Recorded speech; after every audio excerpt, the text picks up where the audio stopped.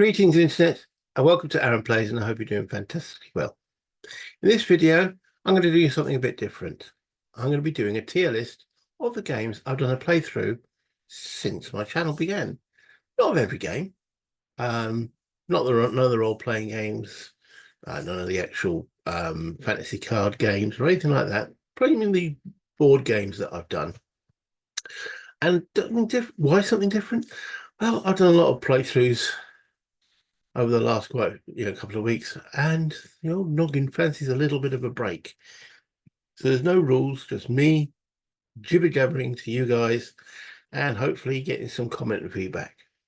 So let's have a look at, let's go to the other screen and see what's going on. But also, if you could remember to like and subscribe, it's all appreciated. And any comments, in fact, comments mainly on this, because this is what I want, feedback from you guys, discussions, etc. So will be much appreciated too. And as you know, I do respond to all comments. So let's go and look at the other screen and see what I put on the tier list. And there we are. Okay, so I've basically got, as you can see, 6 categories there. Special are exactly what it means, special. Something that I thoroughly enjoy and will continue to thoroughly enjoy probably for the rest of my life. And we'll probably make content on it every now and again, at least on a fairly regular basis. Then you've got the obviously A, B, C, and D. These are games that I will enjoy still. And maybe not so much on my channel, but might still play elsewhere. And the never to return are exactly as it says. They will not return to the channel. It doesn't mean I dislike the game completely, but it's either not good viewing or I just don't think I'll ever see it get back to the channel because other things will get in its way. Now, I've listed all the games that I'm covering in this video on the bottom here. There are some exceptions. And there are some odd additions. It's like, I mean, this is not a purely war game. It's pretty much mostly war games, but such things as Space Core is not a war game. I missed off all the role-playing games, as I mentioned in the introduction, and other things that I don't feel that I want to really put into this actual list. And this is regarding how I enjoyed the game and also the reception I got for the game from you guys. So, as I say, in the comments, I might put something in a position on the list that you think is absolutely what's it doing there, and such forth. That's the whole point of the comments, and that's the whole point of the tier list. Create discussion. Let's have a chat. But this is my initial thoughts. Who knows? In 6 months' time, it could change. But this is my thoughts on the games as they are. Now, they're all listed there in alphabetical order. So not in the order that I actually done them on the channel, but in alphabetical order. So we're going to start with Airbridge to Victory. Okay, this is the one that's currently going through. This is being filmed on the 19th of September, so the 3rd day of Operation Market Garden, 3rd day of my releases. I'm doing 2 videos per day. That might slow down. It's a lot of work. But I'm doing 2 videos a day at the present moment. But how do I actually feel about the game at present? Well, it has its flaws. It doesn't look great. It looks dated. It could definitely do with a redo, but I'm fairly enjoying the gameplay. However, the question is, would I play it again on the channel? And at this present moment, I'd say maybe opposed, but it's definitely not in the A or special. I am enjoying it, and it's a gift given to me by a Marc Verjour. I mentioned that in the videos and such forth, and there's a dedication to the game. So I do appreciate it, and I do thoroughly enjoy what I'm doing with it at the present moment. Moving on, are there better Arnhem games out there? Probably. Next up, Ambush. Well, you notice I put a lot of time and effort into this on the actual channel, and that's how much I appreciate it. It's definitely going in the special list. I am really enjoying Ambush. Now, when the game came out, I thought, well, I was living in South Africa at the time. I didn't even know about it for quite a while until upon my return, really. And I then heard about it, and I was, oh, I really want to get. By which time it was sort of out of print, difficult to get off, and that was back in the late 80s. Internet? eBay? No. And nobody got hold of it. And then that sort of manifested, it was then difficult to get it off because of how much it was. But I picked up Ambush, picked up its expansions, and now thoroughly having a blast with it. And I should imagine this will be constantly on my channel, in one iteration or another. Because until I run out of content. I mean, as I say, I've got the main core game. I've got the what's three? Yeah, three expansions, maybe four. And yeah, I should imagine I'll be doing it for quite a while. Um, and I enjoy bringing it, well, I say to the table, to the screen, and playing it and narrating it and just bringing it to you guys. You guys also seem to enjoy it, be it my effective or ineffective play. So definitely in the special list. Anzio. Interesting. Well, I'm going to place it and then tell you why I placed it there. See, okay. I did a playthrough of the basic game, and whilst I was doing it, I was thoroughly enjoying it. I hadn't played anything quite like it. There was quite a lot of interesting, intricate rules. The game does look dated. It feels a bit dated, but I was enjoying it. So I see. Well, I want to do the full game, and I keep on talking in my head and myself, and I look at it on the shelf. And I'll get to you, but there's always something just gets in the way. There's always something that says, "Rather do that now." Also, the time commitment to do the full campaign. Woo. I mean, I'm doing a big time commitment with Into the Woods at the present moment, and this is probably, well, maybe not quite on par, but it's going to do the full campaign, and that's what I'd want to do because I've already done the basic. I want to move on with it. Is a massive time commitment. I was thinking about it. I mean, I did this September last year, which was the 80th anniversary of the Salerno landings. So I thought, well, this will be the 81st year, but then obviously Market Garden and so on. So could only do so much. And I say always something pushes it back, and hence why C tier for me.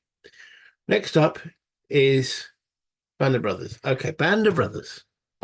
This is the game that took me away from ASL. Mainly because it's only got about 20 pages of rules, less rule burnout. And in many ways, I think it gives a better or more realistic rendition of infantry combat in World War II. I don't like the Skulking rules from ASL.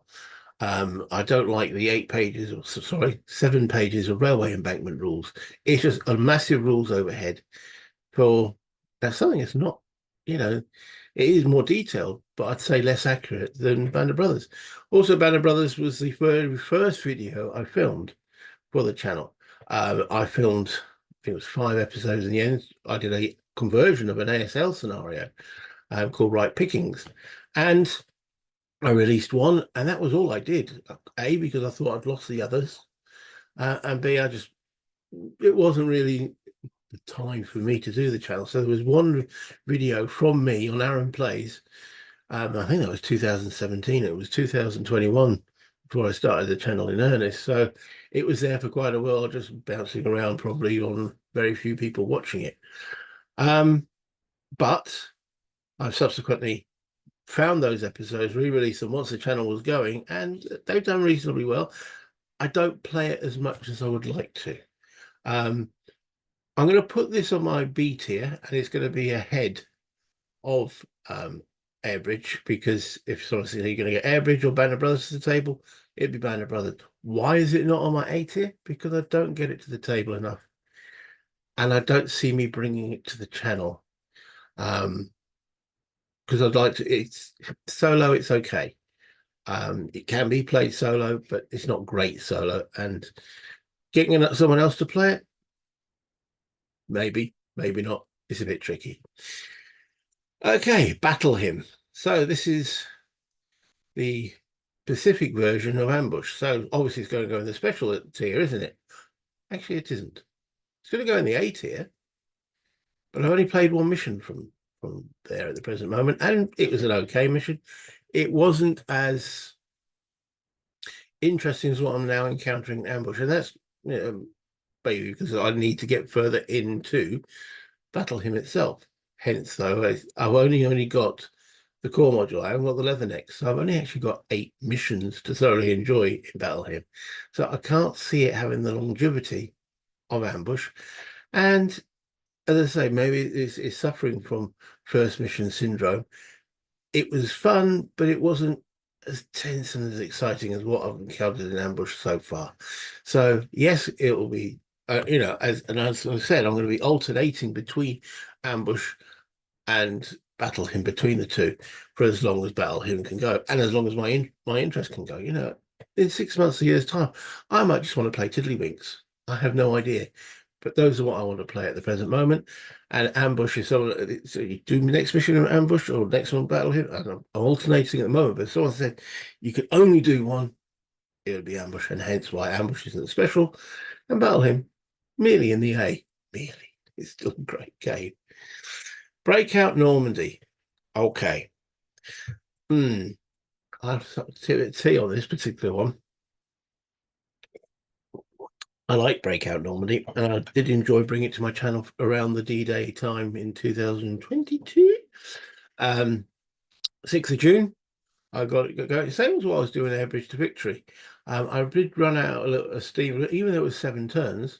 I did, I think, the first 4, and then the next 3 or 4, I struggled time-wise. So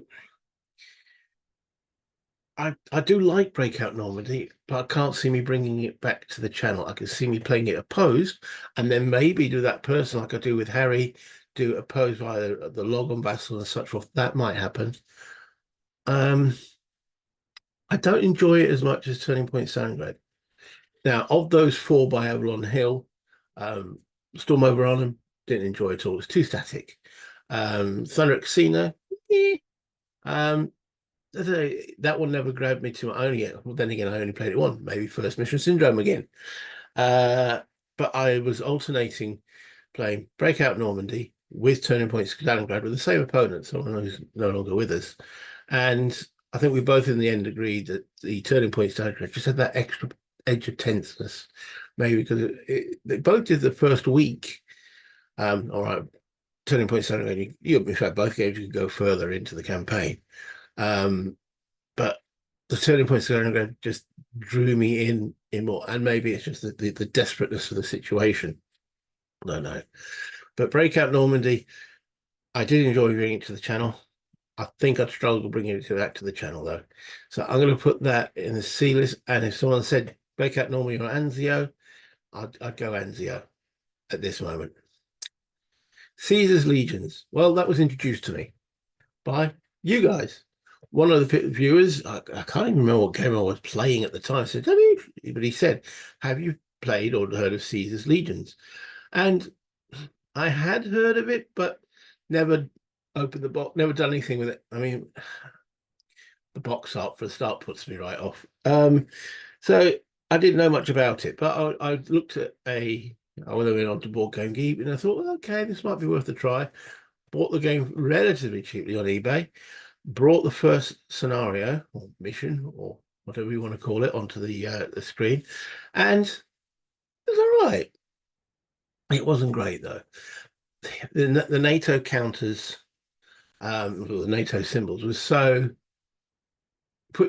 pulls you right out of the actual situation. To see the double crosshairs for infantry and such forth, and one line for cavalry. It should have had a similar symbol. And I know this is the 70s, but even Caesar Alicia had cavalry heads and so on. Yeah. So that pulled me out, but it didn't pull me out enough. I actually bought on eBay the well, I wouldn't say it's direct from a game called Barbarians, which uses the same system and goes right the way through, not just against Caesar. And that has, I think, about 30 odd scenarios in it. So there was something in the system, but I think it does need to be opposed rather than solo. Will it come back to the channel? I don't know. I'm going to be putting it in the D list, partly because of that cover art as well. That cover art does get to me. Oh, I know a lot of you people, I know art is subjective, like the cover. I don't. It doesn't evoke anything in me at all. Um, the board was a bit bland, the counters, but the gameplay was fairly interesting, the challenge that was there, and I could see that there was more to come with the other scenarios that were there. But I think they would benefit from multiplayer, two-player rather than single player. Combat Commander Europe. Well, I'm going to put this on the B list. I did, I did, I did enjoy Combat Commander. When it came out in 2006-ish, it was, there was nothing, again, it was World War II infantry combat using cards. Well, where have I heard that before? But squads and a hex map. Interesting. It was also a game, the rules were tight. They were very well done. And the game played exceedingly well. It was also a game I could introduce to my brother. I tried to get him into ASL. I showed him the ASL rulebook. His eyes glazed over, and he went, "No way." I showed him Combat Commander with, I think it has about a 24, maybe 26-page rulebook, and he went, "Doable." Doable to the point that we actually played all the scenarios in Combat Commander the Europe. We played the Paradrop, Paratrooper expansion, and I then got Mediterranean. We played all the scenarios in Mediterranean as well, and all of those scenarios were played twice, both ways. We had some really good tussles with it, but at the end of the Mediterranean, we went, "Where's the tanks? We need tanks now." And yeah, it then went on the shelf. Eventually, it got sold. Recently, I started playing it again with someone online, and I thought I'm going to re-get it, and I did re-get it, and I've introduced it to one of my local guys with this one, plus Great War Commander, done by a different game company. I picked up Pacific, but I'm not playing it to heavy extent. I brought it to the channel. I did one scenario. I think it had about 4, maybe 5 episodes. And it was an opposed play using, again, the same method I do with speaking to English in whatever games I've done it with. Gone blank. Yeah, where I'm using the Vassal model, the Panzer Blitz and such forth, using the Vassal, and it works. It's just not grabbing me as much as I thought it would, or re-grabbing me, but it's there, and it's grabbed me enough that I'm now. I've tried to get Mediterranean back. Yeah, I'm P500. They're doing a Europe and Mediterranean combined box set, so when that arrives, and I'll probably get it more to the table. Will it bring it to the channel? Don't know. We'll just have to wait and see on that one. But I did enjoy it. It's just, yeah, not as much as Band of Brothers. Death Valley, part of the great battles of the American Civil War, and I do love this title. In fact, the actual value you get in the box are so many scenarios from 1862 and 1864 in and down the Shenandoah Valley, and they are quite small, so they're useful to introduce newbies to the game. Yes, you've still got the problem of the rule book itself, the core rule book, but as I've said when I'm going through Into the Woods, the actual core rules, the fundamentals aren't difficult. It gets tricky with your edge cases where you've got the exceptions to exceptions and then you've got exceptions to them too. It's got a lot of that kind of rule overhead rather than an innately complex system. So saying, I've enjoyed playing Death Valley, and I haven't done as much as I would like to. There, as I say, there is an expansion which has more scenarios to it, and as I say, out of the box, there are so much content in there that you don't even need another Great Battles in the American Civil War game. Of course, you need another Battles. So I'll put that in my A list. In fact, if I had a choice between the two, I would probably play that more than Battle Hymn, because I thoroughly enjoy it. And if I can get another person playing it, yay. Okay, this one, DXA or DAX or whatever. It's a modern day reiteration of Cry Havoc, the medieval skirmish game. I used to have Cry Havoc back in the early 80s, so I really enjoyed it. Then didn't do anything with it. It was sitting on my shelf, and eventually, I don't know, it got lost or something like that. Anyway, one day I was looking to, oh, fancy doing something medieval, and I'd found out that another company was doing them called Histronic or Histricon X or something like that from France. And I picked up Guiscard 2, done an unboxing of it, did a playthrough of it, and done one of it with the DXA, which is the Normandy campaign, which I'm using at just bringing that one rather than Guiscard as well up to. Counters look lovely. The main problem with the Cry Havoc in the day was the rules were a bit basic, and that still really applies. I know that there is an advanced set of rules out there. Yeah, they're not great either. It looks great, just lacks that little bit of tension in a game. I'm going to put this probably ahead of Caesar's Legions, but yeah, I do want to bring it back to the channel, but and there's a campaign game I'd like to do there, but and again, I think I would like to do it opposed rather than on my own solo. So yeah, like the game, but not as much as I thought I would when I started. I bought everything for it from the latest iterations. Um, so I've got stacks of the stuff sitting on the shelf of shame. I ain't got the new one, which is the Sherwood. Played it with my daughter, the very first mission scenario, and maybe again, first mission scenario syndrome just didn't grab me as much as it should have done. Right, okay. The first of the Eagle series on here in alphabetical order deals with the Battle of Waterloo, and I'm putting it here. Outrageous, Mr. Sibley. What?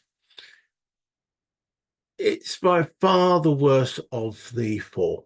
I actually play tested this with Mark Trowbridge, who I played quite a few games with, mainly Napoleonic, because that's what he currently enjoys. And we play tested it, and there were issues, and we didn't even get credited in the playtest, maybe because we brought up the issues, and those issues still seem to be there. The Allied artillery is far too strong, and there's no restriction on its use, so it gets used very similar to the French grand batteries. Really?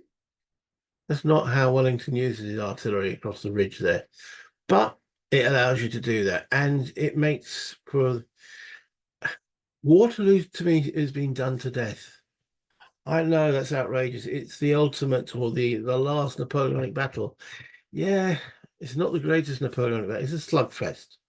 And this game makes it slugfest. Okay, maybe that's how it represents it, but it represents it in a non-interesting way, to my mind.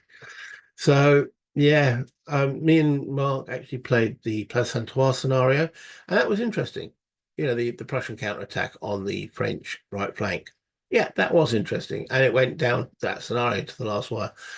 Actually playing the full battle, I've just got no interest to do it unless I bring it live, in the sense of me and Mark playing it or someone playing it. But I can't see me doing it, but it is too good the system to go in that never to return list, or is it?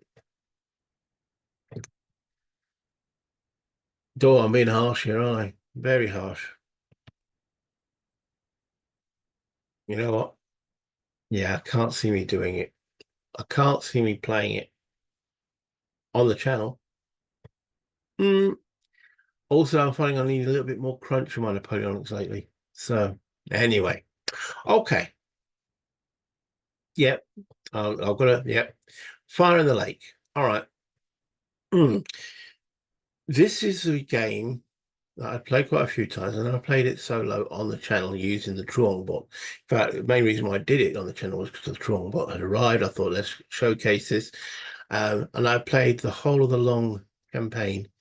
I think it was over about 48 to 50 episodes, and thoroughly enjoyed playing it. And it was really sort of the defining moment for my channel when I actually felt comfortable with what I was doing. Um, and I thoroughly enjoyed it, and I seem to get quite a lot of traction from you guys watching it. And I know I'm still getting questions raised on it from people who are playing it now, using my videos to learn the game, which is great. That's part of the reason why I did them in the first place. I was learning the game, but I was learning it, and it seems to have helped others learn the game. So also, I've played or what was that? The big 19 was the 65 to 75 game for Vietnam that was redone by GMT Games. I played a year of that, uh, both physically and on the actual map board, and great game. It was just too big. This, you can play it in, well, 50 odd videos, but it's definitely doable in a weekend, the full campaign. And I thoroughly enjoy it. So that is going to be on my A tier, and probably about there. Yes. If someone said to me, "Do you play Death Valley or Fire in the Lake?" I think it'd be Death Valley because it's great to play it. Um, whereas it's easier to get Fire on the Lake on the table. And that's probably the only reason because the difference between the two. Hands in the Sea. Okay, so this is a deck building game on the first Punic Wars, done by the same person who designed For a Few Acres of Snow, which is the French-British wars in North America. 7 Years' War. There we go. Got there in the end. So this is the first Punic War version of it, and I like it. It's a great game to play with people who aren't war gamers. It's interesting, it's colourful, it's evocative of the period. Just it wasn't really great on the channel. Not many people did like it on the channel. It didn't get much views and tractions. Go back and have a look. I went quite detailed on the rules, and it's a game I will play physically, but I will not be bringing it back to the channel. So that definitely goes into the never to return, and it's not on the never to return because I'll never play it. It's on the never to return because I won't bring it back to the channel, and it wasn't well received, even though I thought it was a grand game. Okay, my current massive project, Into the Woods, the Battle of Shiloh. Great Battles of the American Civil War. I think we're up to about episode 38, and we're still only at 8 a.m., only partly way through 8 a.m. So battle starts at 6 a.m., 7 a.m. is being done, and partway through 8, and we're up to episode 38 already, and we're still going to go all the way around to 6 p.m. And that's still the first day. Don't know if it'll go into a second day or not. Will I actually finish it all? I have no idea, but at the present moment, I'm loving it. I'm absolutely thoroughly loving it. Now, special? Well, it's good. Yeah, I do like the Great Battles of the American Civil War series of games. And it's definitely going to go on the A tier. And the only reason why it's above Death Valley is because I'm currently playing it and doing it and thoroughly enjoying it. So there we go. The Battle de Hanau. Now, this is part of the Vive l'Empereur series, Napoleonics, upon the same sort of scale as the next series you've got on the list there, and the Battle of Waterloo. It's a introductory game on the series. You've got the 4 battles in Spain, 3 battles in Germany. Done by Legion Games. Production, very nice. The counters, it has a little bit more detail in the tactics and formations, such as lines and columns, and even squares. So regimental, the command system's a bit weaker than the Eagle series, and I've done a couple of videos on a comparison between the two. When me and Mark played this one, we actually didn't have a vessel module. There was no, I don't even know if there's a vessel module now. So I filmed it all on camera, all on my table, and he sent me orders and photographs from his table how he wanted things to move. I moved it all, filmed it all, released it all, and it worked. There were flaws though. There were problems with the game, and I think it's endemic to the whole of the series. Is that I didn't get a feeling of tenseness from the game. There were a few map issues, and overall, I'm putting this in the D list because I can't see me getting it back to the channel, and I can't see me and Mark actually did play I think 3 battles from the 4 in Spain, and none of them were like, wow. They were all, yeah. Salamanca probably being the best of the bunch, and it was definitely the victory conditions were so woolly. It was like, how do you win this? from both sides. So the victory conditions in this one are a bit better, but even so, it was just not enough to make me go, wow. And that's not enough for me to get it off the shelf. It's actually now in storage with its two compatriots. I don't know if they'll be seen again. Maybe I'll get a hanker of Napoleonic, but as I already mentioned when I went through the Waterloo one there, I'm wanting maybe a little bit more crunch in my Napoleonic, hence why I'm thinking of going back to La Bataille. Which then brings me to Ligny and Quatre Bras at the same time. Okay, so recently, myself, Mark Hanna, and Mark Trowbridge were going to play. Oh, well, we actually did start playing the 2 p.m. turn. And we completed the 2 p.m. turn and started into the 3 p.m. turn when I actually called a halt to the games. We were having quite a few issues with the variable reinforcements trying to link these games together. There is no vassal module, so we're playing it on two separate versions or games. And there was the rules for the variable reinforcements were, I'm going to be polite, badly written, had gaps. I mean, biggest one was that I saw from the French perspective was Kellerman's Cavalry Corps. In the Quatre Bras game, it comes on with himself and I think two, maybe three units. But as a variable reinforcement costing me a lot of victory points, I can get the rest of the corps. But it doesn't explain, do they come on at the same time? Because bringing on variable reinforcements brings on, you've got separate different kind of rules other than bringing normal reinforcements. So it didn't mesh them together. I also made quite a few tactical faux pas that I did make mainly because I was focusing too much of the grey material on Into the Woods, which, as I said, it has quite a lot of rules in its game, plus also the special rules and so on. So I thought I knew these games very well because I played them multiple times. But when you don't play something, you sort of remember how something sort of works, and then to be pulled up constantly, I felt like that guy who doesn't do enough research, and I basically was disappointed with myself from that point, and I was disappointed in the game from the overall rules point of view of these variable reinforcements. So I called a halt. It was me, and I'll put me hands up. Will we get back to it? I don't know. As I said, lately I've been wanting a little bit more crunch in my Napoleonics. So going back to these two games as they are, Ligny, me and Mark had played that separately, completely off the screen, nothing to do with the channel at all. And we had a great game of it, and we played it historically.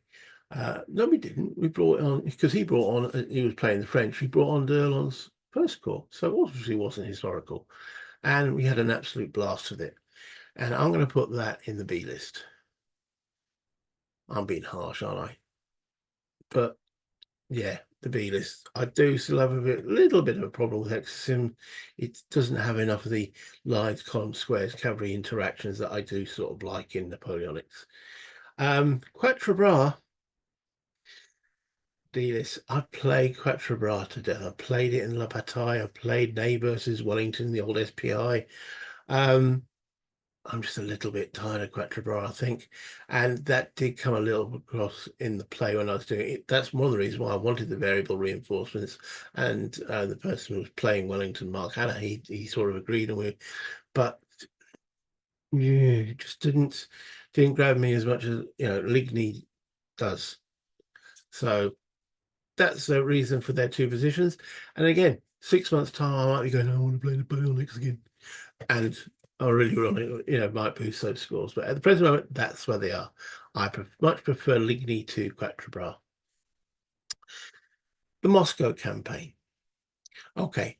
If any of you have watched my videos on my early years, and I've also when I actually introduced this game to the channel, this was, I mentioned, the very first war board game that I ever played. And for that, I brought it to the channel because of nostalgia. And the game has flaws. Definitely has flaws. I don't think the Germans have got a hiding to nothing chance of winning. And I played the first scenario, and I only actually got to, I think, maybe 5, possibly 6 turns into an 8-turn scenario, and the Germans were just going nowhere. The weather, the rain just slowed them down to a point that it was just, it became a little bit dull. Um, I did say I would like to bring it to the channel doing the Soviet Counter-Strike, because the game is called the Moscow Campaign Strike and Counter-Strike. So the intention was at some point to bring it to the table to do that part. It just hasn't happened yet. So I'm going to be putting this in here, probably in that place. You know, there are so many games I want to play that more than this one again. However, on a cold winter's night, I might decide, you know, this is the time to do it, and I do it. So there we go. Nemesis. Now, I'll just pause. The whole point of this, though, is if you disagree with that and you think, hey, that was a great game, please bring it to the chat. Let me know.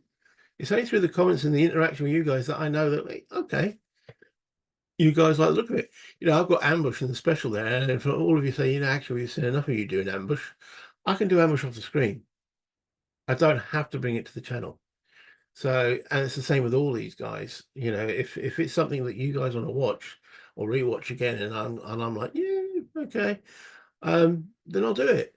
If I'm doing something that you guys are going, we're not really interested in seeing you do that at all, I can do it off channel. I do quite a few games. At the present moment, I'm doing, yeah, I know, Fire in the Lake off camera. I'm not going to bring that one. It's just too big.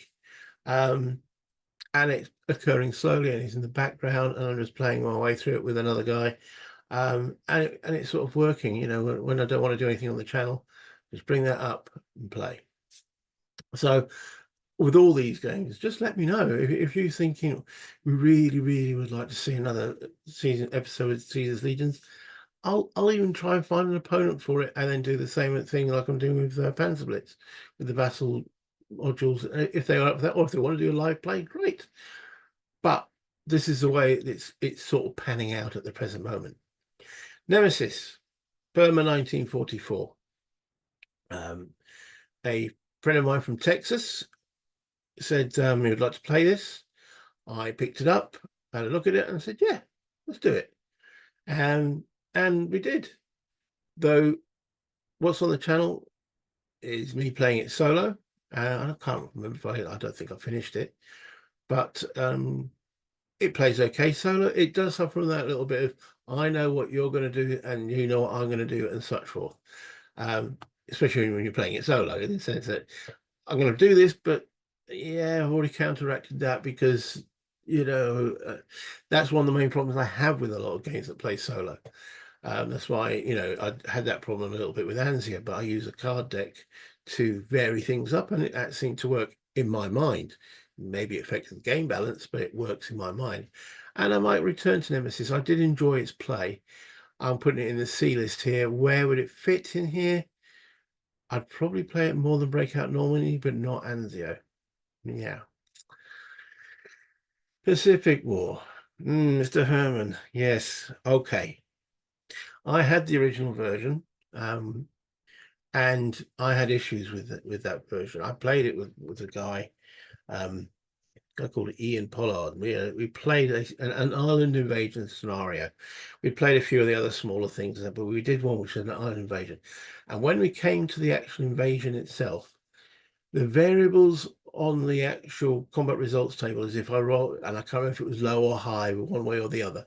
If you mold the lowest extreme, the invasion got wiped out with no consequence to the garrison. But if you roll the other extreme on the dice, the garrison got wiped out with virtually no consequence to the invaders. And I thought that is far too variable in a single invasion. And I think we packed the game away and said, yeah, it just wasn't satisfactory. So, and then I remember selling it. I think it was one of the very first few things I sold on eBay. Move forward about 20 odd years when GMT said, oh, we're going to release this. I was like, ah! I'd forgotten about the side of it. Got the box after a while from the P500, opened it up, and was like, ooh. Got out all the content. Wow. Put it all back in the boxes with a lot of content. It sort of like scared me a little bit. But I read the rules. invited people to play with me on the chat on the channel, but on Vassal. Got a few people to play the introductory scenarios. I played a battle scenario, and then I did a video with a guy, and we did the Malaysian campaign. And that's when I sort of remembered about the little issues I'd had with it before. And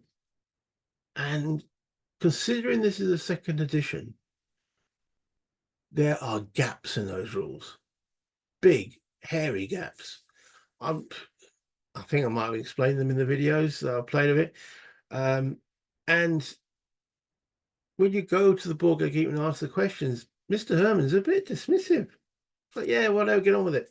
It's like, it was the big question that was coming around about the supply, and it was on about defending a beachhead or something. And he said, "Oh, the mayor of the town." And I was like, "There's no rules about the mayor in the town." It was a long debate on there on Board Game Geek with it. So, yeah, it's now back in the cover. I'd love to do it. I'd love to do the campaigns and such forth. It's a big rule investment. I can't see me ever doing the massive, major, the whole war campaign, but the campaign's in there. But it's a time investment that I haven't got at the present moment. But I am going to put it in my C list, but it's the back of the C list because I can see me getting that to the table more than I can see anything that's on the D list. Okay, Panzerblitz. What to say about this little baby? Why the hell have I waited until this year to pick it up and play it? Never played it before. Never been even tempted to play it before. And I think that's a bit of snobbish elitism from me. Okay, that when I found out about Panzerblitz, I was already playing Squad Leader, and I thought, well, with individual tanks and such forth, and it was already looking a bit dated, possibly, because I found out about Squad Leader in probably the early 80s. And then obviously I delved quite deeply into ASL. So Panzerblitz was never whatever dismissive elitist bullshit from me. What made me pick it up in the end? It was cheap on eBay. And I felt like I had had a lot of comments from people saying, not about Panzerblitz itself, but they liked me playing some of the older games. So hence my original title for this was Why Panzerblitz? And then I put a little advert out on Board. Was it on Board Game Geek? Yeah, it was on Board Game Geek, and I got Harry who responded, and we're now going through Situation 7, and I'm having an absolute blast with it. Is it a great game? No. Is it a great simulation? No. Is it dated? Yes. However, it is a damn fun game. It doesn't create in detail the campaigns, but the overall effect works. The initial, all right, we're playing our way through the 12 missions. We're playing them vanilla at the present moment. Though I must admit, we're playing Situation 7. We we changed the victory conditions. Most of the games, the play balance is considerably off. I don't know. Maybe back in days in Avalon Hill in 1970, they couldn't be given monkeys in playtest. Did they even bother with playtest? I have no idea, but they're definitely not. And this is probably because of the ASL and most other games that I've played since then or its release have been, play balance is important. Panzerblitz, they're not, but they are so easy to change or manipulate that you can get a balanced game. And that's what we tried now with Situation 7. It's the first time we've done that. And what we've done, we'll have to wait for the videos to drop because we're still partially playing through it. It does seem to work. And yeah, it is an absolute blast to play. So is it in the special? No, not quite. But yeah, maybe that's too generous. There we go. I think that's about right, yeah. Someone said, you want to play Panzerblitz or Into the Woods? It'll be Into the Woods because it's a bigger game and it's got a bit more depth and crunch and so on. But Panzerblitz is up there. I thoroughly enjoyed it. I've now picked up Panzer Leader. I still want to pick up Arab-Israeli Wars because I guess I have bought some more counters which have the Brits in them and such forth. So So it's just, why is it taking me 50 bloody years to even think about it? There we go. This hobby can surprise us all. Anyway, the last of the Eagle series is actually the first one I ever played, and I've got no hesitation of putting this. Okay, go on. Why? Why? Well, I would play Austerlitz in a heartbeat because the victory conditions on it are so well worked out that you really actually do get the feel of the battle. Yes, it does miss the tactical formation and so on, but this is where I think the system shines, and it shines thoroughly. It just worked, and that's what made me buy the other three. And I've been in a sort of level of, yeah, lower. As you can see, the status has dropped on each one since this is the pinnacle. It's a shame, but there we go. It has everything in it.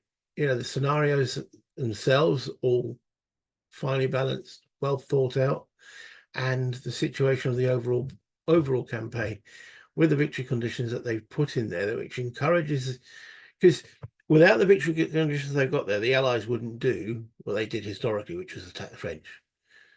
But because if you just play it straight, the best policy for the coalition is not to attack the French, because the French quality is rampant across the field. So why would you want to replicate those errors?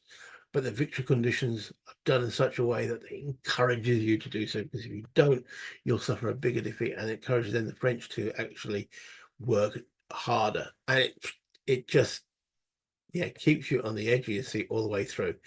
So it's fun, it's tense, it's exciting. Go and watch the videos that I've done on it, and you'll see that it does come through on that. It was a game that me and Mark played straight after we'd done the playthrough of the Waterloo, and yeah, it was fun to play, and I would play it again. Russia Besieged. Okay, this is a game on the whole of the Eastern Front. I don't think it goes right up to the crunching of Berlin, but I think it nears down, it does it. And I've played a few of the games in this kind of scale, such as Russia Campaign. Sorry, did I do that out loud? I have no idea what the modern Russian campaign is like, but the one I played with the Avalon Hill, oh God, yeah, it was not very good. Well, in my mind, I know a lot of people rate it and say it's the greatest war game that's ever been done, and such forth. It never appealed to me. As I've already mentioned, I'm doing Fire and These. I have a fascination for the Eastern Front, and when I picked this up, it looks nice, it plays nice. So why am I putting it on the C list? Whereabouts on the C list? Probably the back here. Struggled to get to the table. I did do it solo, and I did from 41, obviously from the invasion right the way through to early 42. And so I enjoyed it. I would like to get the Finnish expansion, but that is so expensive for what it actually is. They've put a lot of stuff in there which has got nothing to do with the actual play. They could have cheapened it down just to the map encounters and done it as a little ziploc. I'd probably buy it straight away. But do I need a book on the playthrough? Possibly. Then do that as a separate item and sell it. To actually put the Finnish expansion, which is one map and one counter sheet, at just under the cost of the main game, I think it's a bit naughty. But that's their decision. I can't afford or justify spending that, because it's another map sheet that I can't get to the table anyway. I would love to play it again, but I probably want to play it opposed. I think it works better opposed, because it suffers from that. I know what you're going to do. So I'm going to build my defense accordingly, and that kind of syndrome that a lot of solo games have. I run out of steam playing it because I thought I know exactly what's going to happen here. So yeah, okay. Space Empires. Did that recently on the channel. I've had this game since it came out from GMT 2011-ish. I've played it with multiple people. A lot of people don't like playing it because of the spreadsheet, which isn't really a spreadsheet, but it's like a bit of maths, and a lot of people don't like a bit of math. However, I've played quite a few 4X games, and this is the one I keep coming back to. I've got the Expanse. I've tried the Imperium, Twilight into Imperium. Is it? No. I come back to this one because, one, the rules are simple and straightforward. You can explain them to a newbie. Two, it creates fantastic tension when you're playing the game against other people, and even the solo mode. If you say, I've just finished doing a solo playthrough when I'm playing against 2 alien empires, there are moments in there where I'm like, am I going to get crushed here? So yeah, it's got all of that, plus loads of scenarios, plus quite a few expansions and new ones coming out. I played recently it in vanilla mode. In fact, I didn't even introduce all the advanced rules. And the rules from the basic game, you can pick what you want to add in there, and they are tight and they work. This will go on here, and yeah, I definitely play it again. I will probably bring it back to the channel, and might hopefully do a two-player playing in solo is a possibility. Will I play the Alien Empire scenario again on the channel? Probably not, but I might do. There's a Space Amoeba one, and there's also a what you call Death Machine coming up for your planet scenario as well. I might bring those. I don't know, but I'll bring in something for it, and I thoroughly enjoy it. However, this one, Space Infantry, yeah, I'm not bringing that back. Okay, so let me quantify that. Spy Lock and Load, it works. It's a bit bland. I bought the more up-to-date version, and when I actually played this on the channel, that was about 2 years ago, and the more up-to-date version is still sitting there. I've unboxed it, I've had a look at it, but I haven't been inclined to bring it to the table. And I'm not inclined to bring it back to the table with this version. I enjoyed what I did with it, and I probably, if I was going to go away on a holiday, I could take it with me and play. No, I wouldn't. I'd take Ambush. There are so many better solo games. Even to, this is a space solo game, Combat Infantry. Well, if I was going to do that, I'd do 5 Past 6 from Home, which is the miniatures one. So I would struggle to bring it to the table, even though I had fun playing it. And I say I've got the whole new shiny version from Lock and Load Publishing, which I'll probably go through at some point, but there's just so many other games that are knocking it down the to-do list into the never to return to the channel list. The new version, if I do get there and I play a scenario and go, actually, this is fantastic, then I bring that. I just won't bring this version. So next one, Space Corp. Well, that's not even a war game. What's it doing here? Well, it's a board game, and I thoroughly enjoyed it. Mr. Butterfield, I'm going to put you, it's definitely in the C, upper C, I'd say. Yeah, about there. It is a race game in space. It's here because I enjoyed playing it. It's not actually, why is it? It's not always the only one that's not really a war game. Even Hands in the Sea is a war game. Well, this is a space race game.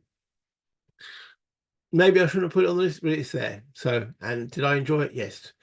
Will I play it again? Yes. Will I bring it to the channel again? Not sure. I mean, I brought it in the vanilla mode. There is an expansion called Ventures, which has different backgrounds for the corporations that you're racing into space for. There is not really any military aspect to it, but I don't just play military games. So it's there. It's a John Butterfield game. I don't know if they're going to release anything more on it. I know he's bringing out one on Pandora. And if you looked at my channel update recently, I mentioned Pandora. In actual fact, I clipped Pandora last night. So just saying, I do like my space games. You can see there are a few of them dotted around. So yeah, Space Corps race game in space that I thoroughly enjoyed, and a few people did on the channel too. World at War 85, Storming the Gap by Lock and Load Publishing. Well, when I decided to do my channel again after the little start from Band of Brothers, it was with this particular game. And you want to look at some of my really early videos. They're done introducing the counters of the game, the details. I played a few of the missions, and I thoroughly enjoyed it. But I didn't kickstart the new one. Why didn't I kickstart the new one? Because there's enough in the box for this one, which I haven't even touched yet. And I'm going to be putting this in my B list. Probably there, because I would like to bring it back to the channel, and play some of the other missions in there from the expansions and such forth. I do enjoy the game. I do enjoy the system, and it does work well solo because you've got cards and such forth. And the fact there's a solo deck in there as well. So it does all work from that perspective. The flaws with it, the rules are a bit vague in places. I don't know if they've tightened that up in the new Kickstarter. And some of the scenarios that I did play were a bit meh. And you can tell, especially in the Kickstarter stuff, they were meh on meh. In other words, they weren't properly play tested. You can tell they weren't properly play tested. From the maps being the wrong way around in the diagrams and such forth, to when you actually play them, it's like meh. However, the precept, the concept of the situation, World at War 85, love it. Okay. And I think it does get across that sort of situation very well. D-Day at Tarawa. Well, it's definitely going to go in the A tier, and then I'll explain why. And probably here on the A tier. That's not a down reflection on the game. It's a down reflection on the bloody rules. I don't know what happened there, if that was a Decision Games or a John Butterfield game, because normally his rules are good. In D-Day at Tara, and to be fair, D-Day at Normandy, or was that D-Day at Omaha, the rules are a bit all over the place, and it makes it very difficult, especially when he's trying to shoot a video. It's a completely solo game, to actually get the rules right. And that's what happened when I was playing this. I was getting quite, let's say quite a few, let's say some of the rules wrong. And I didn't want, I am going to mention it. There was, I don't know who it was. I can't remember. But it was a viewer who made comments, and he started off making reasonable comments. I like comments, especially ones that do point out my mistakes and improve my gameplay. What I don't like is someone then constantly making 5 or 6 comments on a video to the point you feel like, well, you're actually it begins to hurt. It's overcritical, and it doesn't help. And also the way it's done, it becomes, when it was partially passive aggressive. How can you have made that mistake? Oh no, you made that mistake, but you should. And when it constantly gets on you, it was like, you know what, I don't want to deal with this anymore. It put me completely out of the mood to play. It made me doubt everything I was doing. I was trying to shoot one of the episodes. I was like, I'm doing this right, that right. I still want to make the narrative. I still want to tell the story, and it completely destroyed that for me. If that person's watching, I say I can't remember your name. I do apologize if I'm coming across harshly, but that's how it affected me. And I did mention that in my replies to you, that you've actually killed my enthusiasm for the game. But in a way, that sort of does rest on the actual design of the game. The rules went all over the place. It would be easier to get to the table because the actual situation is fantastic. I prefer it to D-Day in at Omaha, because of the way the Japanese act. The Germans in Omaha are very passive. They hurt the Allies badly, but in this one, the Japanese can counterattack, and then pretty nasty when they do so.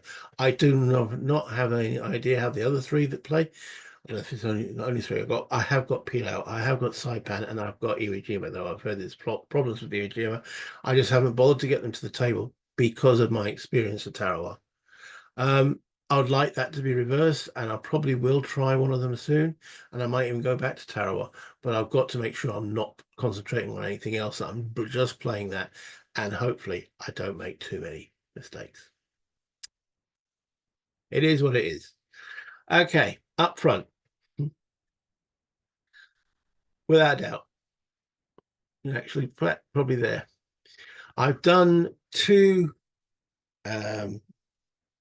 scenarios of up front on the channel, played them solo. I've played this with loads of different people, and every game of it I thoroughly enjoy. It is one of my favorite war games of all time because it's accessible, it's tense when you're playing it. You know, you're always one card short from disaster or absolute success. It just plays so well, and it actually plays well enough solo because I played those two. I played scenario A and scenario B solo. I intend to do scenario C at some point. When? Don't know. Whenever I feel like getting up front out again. I just love playing it.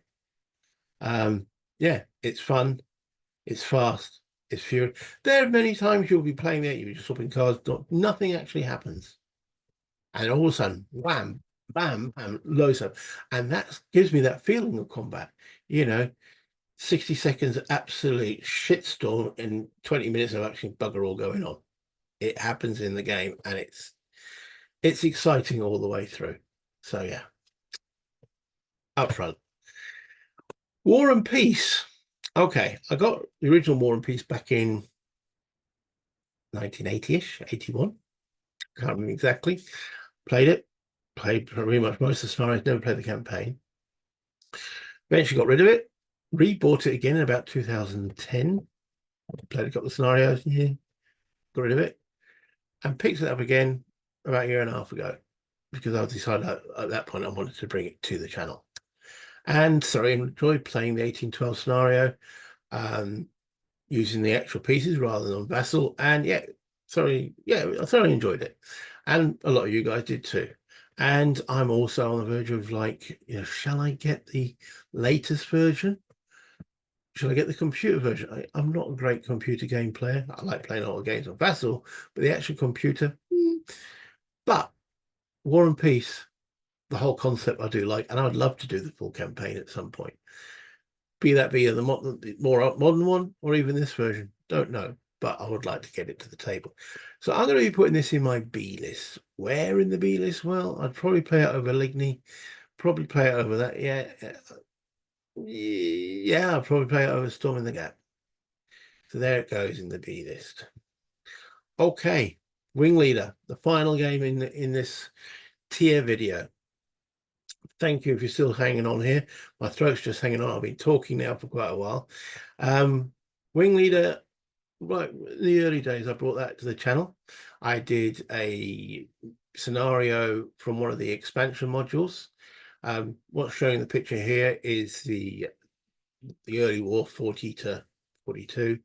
I've got pretty much everything for it. Yeah, it didn't work solo. Not in my mind. I mean, a lot of people say, "Hey, you can play it solo. It's got rules are straightforward.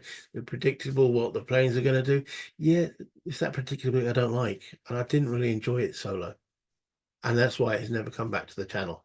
And it's going to be in the never to return list. Doesn't mean I never won't want to play the game again. I enjoy it as a two-player game. I haven't really played much. I think the latter was called Supremacy. I haven't played much from that. I've played most of the scenarios from the original early war. Was it called Triumph? I can't remember what it is. Shows you on the little picture. Whatever, the early war. And I played some of the missions from some of the modules. Not all of them, nowhere near. So there's plenty there, but I cannot see me getting it back to the channel unless I get an opposed play of it. But as a solo experience for the channel, no, didn't enjoy it that much. So that's it. Now, what does this mean? Okay, so the games in the D list, I probably won't bring back to the channel. The ones in the never to return, as it says, never to return. But anything lower, from the D's and the C's, yeah, I've got so many games that I haven't even brought to the channel yet that these guys are lower down in the pecking order, especially the D list. The chances of me getting out these games again is extremely unlikely, apart from a Quatre Bras, which goes to the Ligny, if we replay that one. But to actually just play Quatre Bras, it ain't gonna happen. Not on the channel anyway. But the combined game between the two, that is still on the cards. As I say, we've done the 2 p.m. turn. We're going to have to redo the 2 p.m. turn with the variable rule reinforcements resort out and worked out.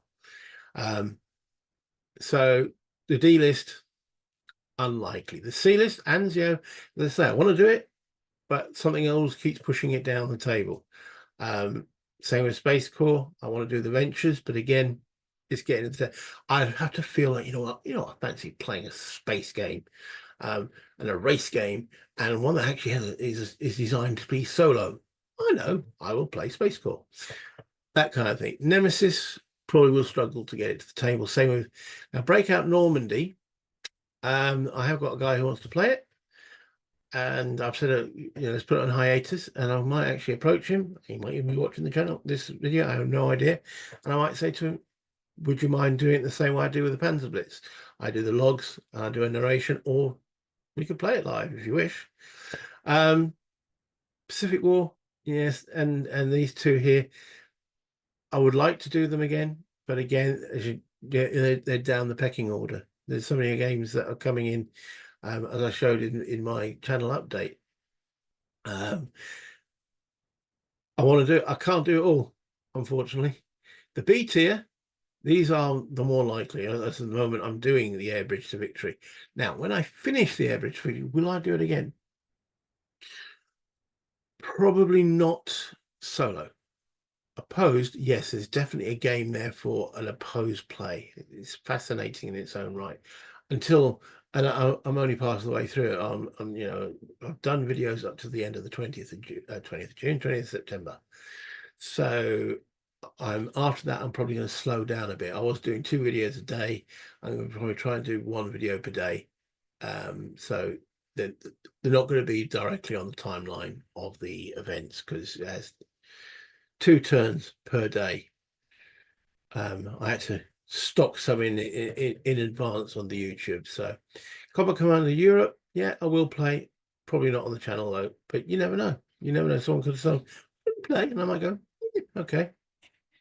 In the Woods, yeah. I mean, I'm dedicated at the present moment to working my way through that. But who knows? Halfway through 10 p.m., 10 p.m., 10 in the morning, and the turn there, I might go on a break. But at the present moment, loving it. Panzer Blitz, well, I'm playing that tonight. And the rest of Fire the Lake, I definitely want to play that. We're probably using one of the more, what's it, Discord, Sovereign Discord or something along the lines there. Bringing those into it. Battle here, while I'm alternating that with Ambush.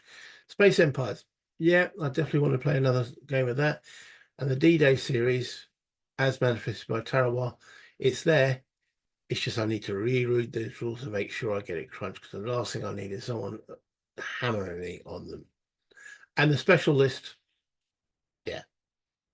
Ambush, I'm working my way through.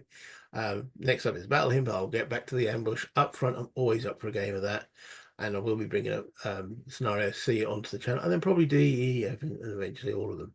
So, yeah. And this one here, yeah, love it.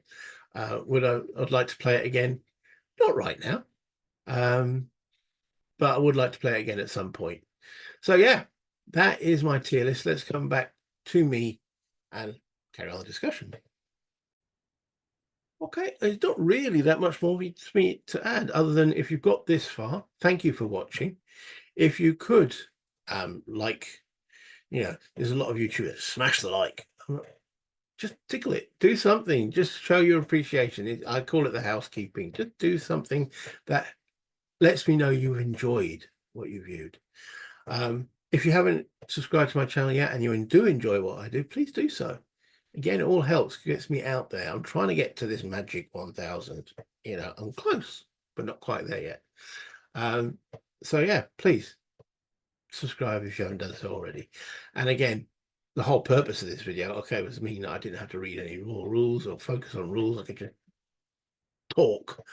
And you might have guessed I do like to talk, and I like to talk about games. And I've sort of noticed maybe that's something I need to do a bit more on my channel than just straight playthroughs.